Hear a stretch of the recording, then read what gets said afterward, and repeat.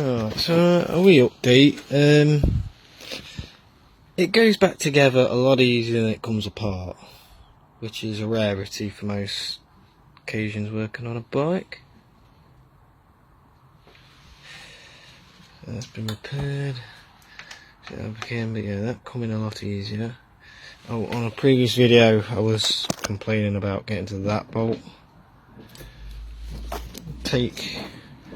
There's a sensor here. Take that off. I mean, I still don't know if you can see it. Just you can get access down there. It's still quite the reach though. I'm not tightened up yet, so I don't know how that difficult it's going to be. But I've given them all a clean up and dash them some copper grease, so if anyone ever does need to come and do these in future, it's not going to be stressful for them. Oh, as well, that I thought that was my ignition. That's not. That was immobilizer. Yeah, that's for the immobilizer actually. The key receiver up here obviously receives the signal from the chip here and does its thing to stop the bike should the wrong key be in there or whatever. But I've patched it up. It was 3 broken wires instead of 2. I might just replace that whole thing and just plug it straight back into the connector at one point. Without a hole for now for test purposes.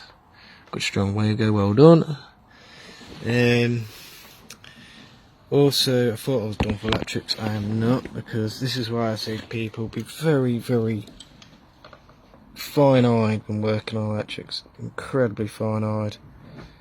Because you just never know when they're going to hide. But basically I just found one. I don't know where it was, it's so tiddy now. Yeah, I was in doubt to be honest, but this one. Put it on the camera, boosh. So put it back together, can you see it? There. Wait on the side. Hard to pick up.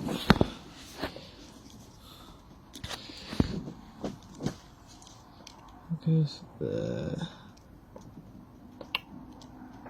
It's a bit annoying. That's not too difficult, but if not connector we can repair that quite easily. But hopefully the next day should be back running.